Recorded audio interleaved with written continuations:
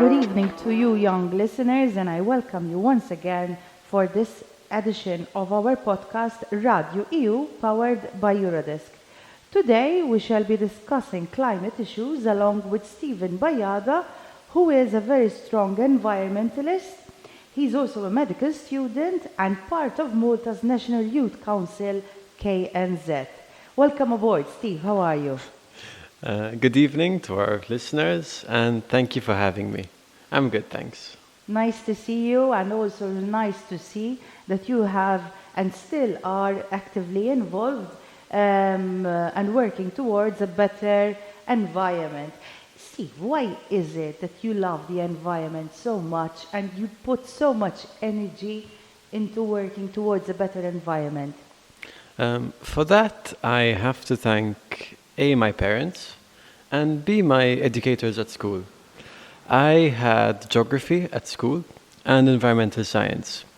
And that meant that we were exposed from a very young age to issues related to the environment. So we were exposed to nature, we were exposed to biodiversity, we were exposed to the threats facing Malta's environment, and also to some projects where we are learning as a country to look after our environment and implementing regeneration projects such as Busquet, where there is a life project underway to expand it, regenerate it, and to return it to what it once was. So my teachers definitely helped quite a lot, and my parents too, especially my mom. Generally, some weekends, whenever we have time, we go for a walk together.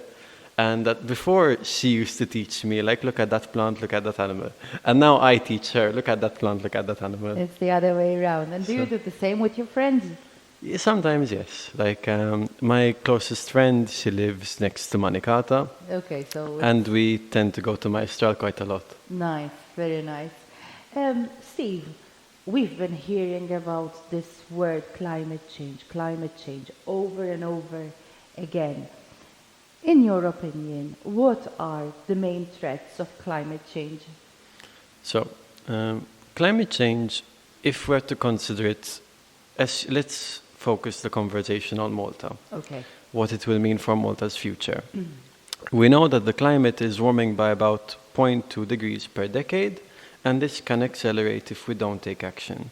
And this has meant that from the pre-industrial era, so from the beginning of the 1800s, the climate has already warmed by 1 degree, and over the next century it can warm by up to 3 or 4 degrees should no action be taken. Now that translates to... Scary. It's quite a lot. That translates directly to stronger heat waves in summer, more intense heat waves in summer that last far longer than we used to experience in the past. Malta is a Mediterranean country. We always expect summer to be hot, but what we do not expect is a heat wave that lasts 2, 3, 4 weeks, which is what we can expect in the near future. It will also mean that overall we get less rain, but when it does rain, because the sea will be warmer, thus the air can hold more moisture, when it does rain, it will probably rain heavier, leading to increased flooding. So on one hand, hotter weather, stronger heat waves, on the other hand, also increased risk of flooding. And living on an island is not much of a good thing to have floodings, right? No. I think we've all experienced a few floods these past weeks. Mm-hmm. And of course, long term, there is the issue of rising sea levels. I mean, most of Malta is elevated, so the island will experience some loss of land, but nothing compared to what will be experienced by some Pacific island states. But if we had to look at most of our beaches, most of them are less than a meter above sea level, and should no action be taken in 100 or so years, they will not exist. They will be underwater. So those are the most direct effects of climate change. Apart from those examples that you've shared with us, what other repercussions do we as a humanity, face? And looking beyond climate change, generally, the term they use, it acts as a multiplier for stresses that a society is experiencing. For example, if you have a harvest and it fails because you had a really bad drought, the rains didn't come, so now you have less food, which normally means that what food remains is more expensive. Okay. So it's climate change is exacerbating a problem. And then depending on how your society can react to it, Either it can react enough, so the problem isn't so big, but if it fails to react and adapt, then you get a lot of social unrest, which can then cause other problems. Or one big issue, one big fear is the idea of a water war. What's that? In effect, in Malta we don't have it because we don't have a river. But many countries, the river begins normally in the mountains as a number of streams that then join, and as the river flows downstream to the sea, it becomes bigger and there's more water. Many countries share the river systems. So for example, take the Nile. It begins in Kenya and Ethiopia, and then runs through North and South Sudan down to Egypt. These countries have to share this water resource between them. And ultimately, if there is less water as your total capacity, then there is more scope for conflict. Because then everyone starts fighting. It's like you're all pulling on the same piece of cloth. So in reality, what you're saying is that climate change does not only affect the surroundings we have, the environment, it also affects our health, because there will be a decline in the food production, economically as well, because then the food will be more expensive, and also it will somehow disrupt peace, because as you're saying, it can cause or contribute to conflict. And then people normally in conflict that have to move and then migrate, so that would cause tension on entire regions. So besides the direct impact of, heat wave in elderly people, you get a risk of heat stroke. These are the other repercussions happening in the background. And then of course, if you look at your environment, in Europe, we've seen it already. Some forests, because these are the strongest droughts in the past 100 or 150 years, strongest heat waves in the past 100, 150 years, you get significant forest dieback, where the forest literally dies before your eyes. And that means that if climate change is not stopped, what we are used to as the norm will also change quite radically. Steve, I've got a question for you. You're a young person, you're quite involved within the community, and you voice your concerns when it comes to climate change, so on and so forth. But are the young people really taking this matter seriously? I mean, because I meet a lot of young people myself, and most of them highlight the risks of climate change. But in reality, since you're working in the field, do you think that the young people are really conscious about this and taking this matter seriously? I would say some definitely are. Some maybe do not know. So if you don't know about an issue, generally you're not that interested in it. And some maybe know, but feel it's something far away, something that doesn't affect them. So yes and no at the same time. Clearly, I think with Greta Thunberg, the effect she had, and the Fridays for Future movement that grew thanks to her, she kicked the stone and then it created an avalanche. So millions of students striking every weekend clearly show that yes, a lot of young people care. But yes, I am conscious that when we have a protest or a gathering, if there are 10,000 youth in Malta, a small portion join. So. And what about the EU? Do you think it's putting enough effort into dealing and tackling climate change? In the past, no. Now there's a lot more action and a lot more progress. So we are getting there. So in the past, the EU has already supported investment into the solutions which we know can work to limit our emissions and prevent climate change and also prepare for its effects. So, for example, for 2020, the EU had set a target that in the bloc we should generate 20% of our energy from renewables. That was met. Now for 2030, it's 40% is the next target. And there is a lot of dialogue between the three main bodies of the EU, the Parliament, the Commission, and national governments. And for 2030, there is a massive package. It's not that well named because it's called Fit for 55, which sounds a bit like a yoga studio. Okay. Not really the EU's plan to transform our society, our economy, to try cut emissions by 55% by 2030, hence Fit for 55. So there are a lot of plans now in place to get us to where we need to be. The issue will be over the next 9 years. Do we actually implement them? A plan is great, but if it sits on the shelf, it's not really worth the paper it's printed on. Do you see any progress? I mean, do you think that we will ever manage to defeat climate change? I think Defeat might sound a bit too no, heavy, but but I mean, when there are NGOs. There's one in particular called Climate Action Tracker, and it reviews. is it a European organization? I think it's a European organization.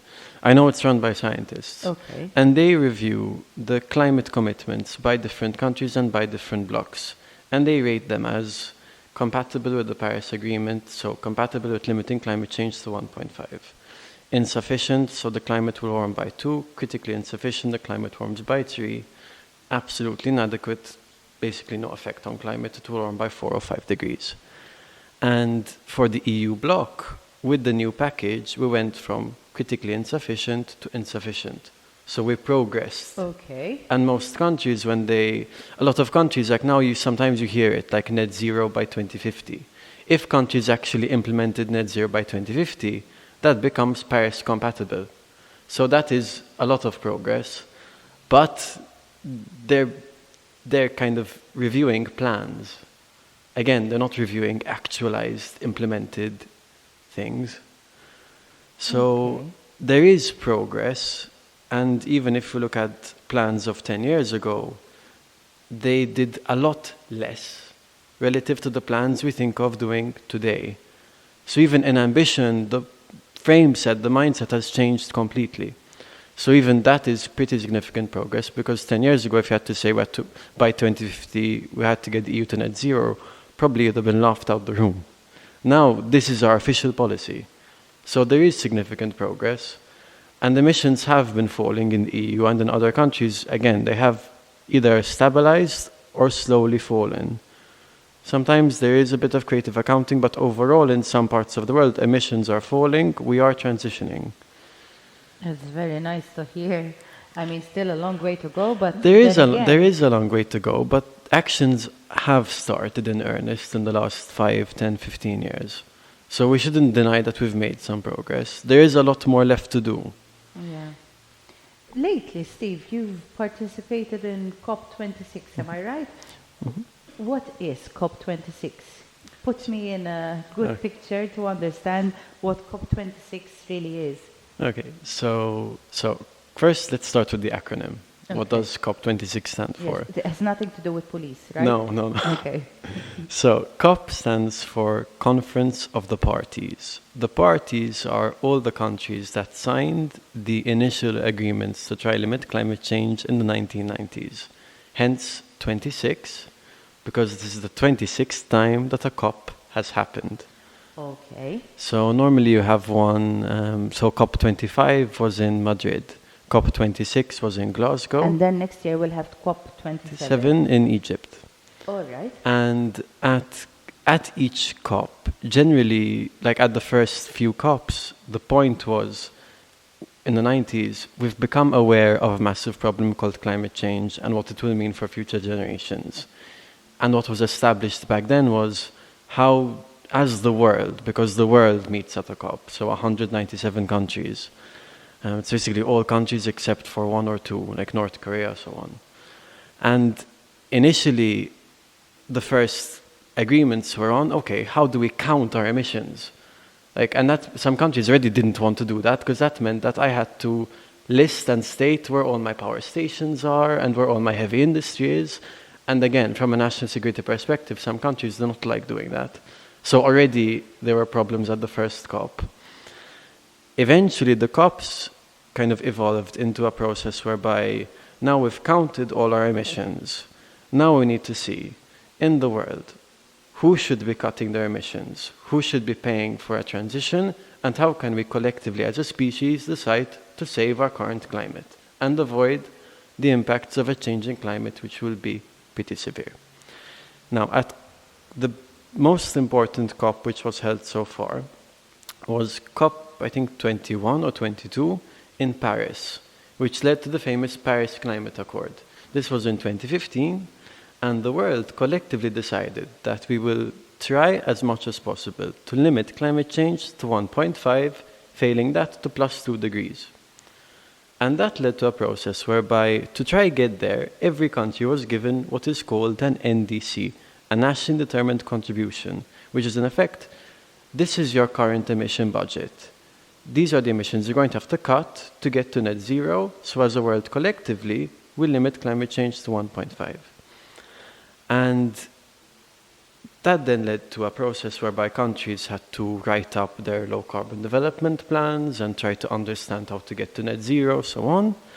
And now in Glasgow, all those plans were rated. And the conclusion was, if we follow all these plans that we're promising to do, the world will still warm by 3 degrees, which means that they are nowhere near where we need to be. So the point of Glasgow was, okay, how do we improve all these plans to make sure we limit climate change to 1.5? So that was the big aim of Glasgow. Keeping Paris alive was the acronym banded around the halls. And some progress was made, again not enough, so now another COP to try keep Paris alive. And in the meantime, what happens? Emissions are rising. Very nice. Emissions are rising, and it's being at COP, it does open your eyes, because normally what happens is that developed countries speak a lot, and they say that, we really need to transition, and then developing countries normally say, okay, good, pay me so I transition without burning fossil fuels.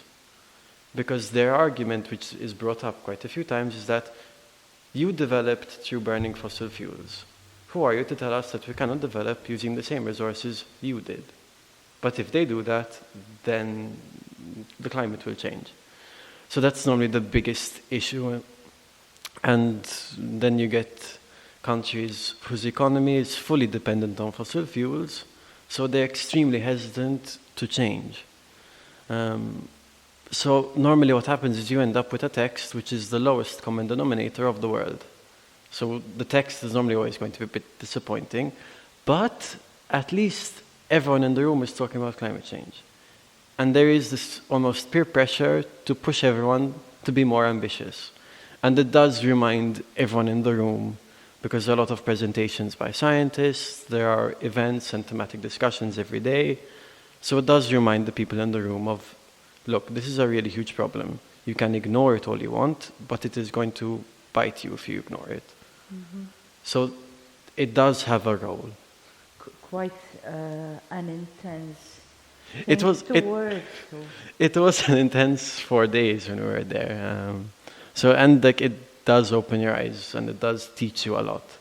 There is still some faith in the process. It is delivering some emissions cuts, but there's still a lot of work that needs to be done. Good. Stephen, we only have 2 minutes left, and you being so keen on the subject and wanting to work towards a better environment, what are your hopes? And if there are any suggestions you would like to share with the young people? Let me just state by saying that despite everything I've just said about COP and how difficult the process is, I am still hopeful for the future, which is why I would dedicate my free time to going to COP in the first place, and why I do what I do. To young people, I would say always start small, because once you start small, you can actually change things quite easily.